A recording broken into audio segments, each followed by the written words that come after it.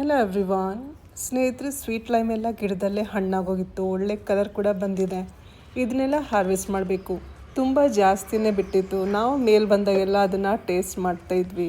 ಈ ವರ್ಷ ಹುಳಿ ಕಮ್ಮಿ, ಸ್ವೀಟ್ ಜಾಸ್ತಿ ಆಗಿತ್ತು. ಈಗ ಬೂದ್ಗುಂಬಳಕಾಯಿ ಹಾರ್ವೆಸ್ಟ್ ಮಾಡ್ತಾಯಿದ್ದೀವಿ.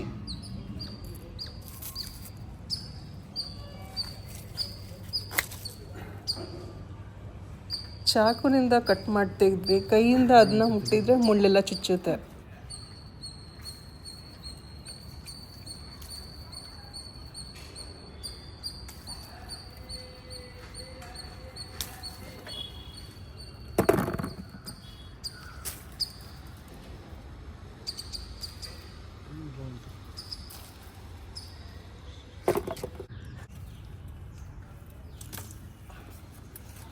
ರೈಟ್ ಸೈಡಲ್ಲಿ ನೋಡಿ, ಪುಟ್ಟ ಬೂದ್ಗುಂಬಳಕಾಯಿ ಬಿಟ್ಟಿದೆ. ಇದನ್ನು ಹಾರ್ವೆಸ್ಟ್ ಮಾಡ್ಕೊಳ್ತಾರೆ. ಅಷ್ಟರಲ್ಲಿ ನಾನು ನುಗ್ಗೆಕಾಯಿ ಹಾರ್ವೆಸ್ಟ್ ಮಾಡ್ತೀನಿ. ಒಂದಂತೂ ಹಾರ್ವೆಸ್ಟ್ಗೆ ಫುಲ್ಲಾಗಿ ರೆಡಿಯಾಗಿದೆ. ಇನ್ನೊಂದು ಸ್ವಲ್ಪ ಎಳೆದು ಎರಡು ಹಾರ್ವೆಸ್ಟ್ ಮಾಡ್ತೀನಿ. ಸಖತ್ ಹೈಟಲ್ಲಿದೆ.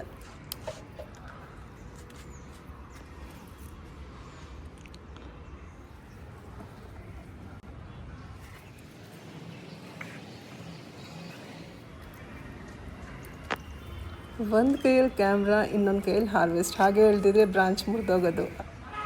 ಒಂದು ತಿಂಗಳ ಹಿಂದೆ ನೋಡಿ, ಈ ತಾರಸಿ ತೋಟದಲ್ಲಿ ಸುಮಾರು ಕಡೆ ಟೊಮೆಟೊ ಗಿಡ ಎಲ್ಲ ಬೆಳ್ಕೊಂಡಿತ್ತು. ಸುಮಾರು ತೆಗೆದಾಕಿದ್ದೀನಿ, ಒಂದು ಸ್ವಲ್ಪನೇ ಉಳಿಸ್ಕೊಂಡಿದ್ದು.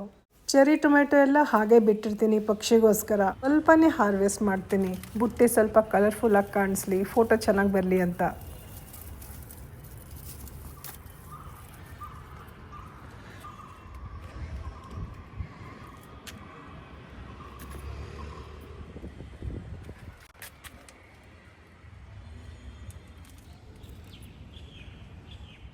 ಇದು ರೆಡ್ ಕಲರ್ ತುಂಬೆ ಹೂ.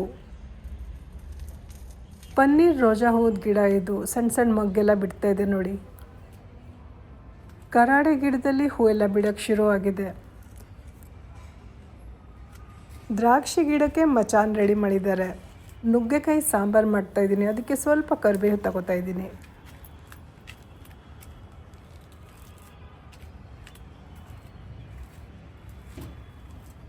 ಅಮಟೆಕಾಯಿನೂ ಹಾರ್ವೆಸ್ಟ್ಗೆ ರೆಡಿಯಾಗಿದೆ, ಆದರೆ ಇದನ್ನು ಹಾಗೆ ಬಿಟ್ಟಿರ್ತೀನಿ. ಬುಟ್ಟಿ ನೋಡಿದ್ರೆ ಇನ್ನೂ ಸ್ವಲ್ಪ ಏನಾದರೂ ಹಾರ್ವೆಸ್ಟ್ ಮಾಡಬೇಕಿತ್ತು ಅನಿಸ್ತಾ ಇದೆ.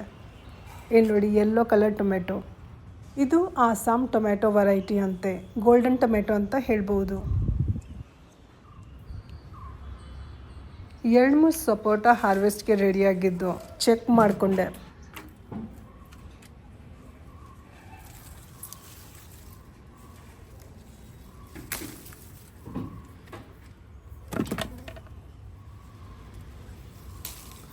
ಫುಲ್ ಹಣ್ಣಿಗೆ ಬಂದಿದೆ. ಇಟ್ಟಿದ್ರೆ ಬೇಗ ಹಣ್ಣಾಗುತ್ತೆ.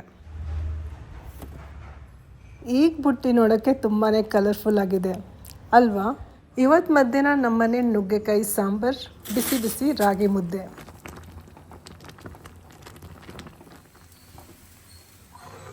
ಇವತ್ತಿನ ವಿಡಿಯೋ ಎಲ್ಲರಿಗೂ ಇಷ್ಟ ಆಗಿರುತ್ತೆ ಅಂದ್ಕೊಳ್ತೀನಿ. ಇಷ್ಟ ಆಗಿದ್ರಲ್ಲಿ ಲೈಕ್ ಮಾಡೋದು ಮರಿಬೇಡಿ.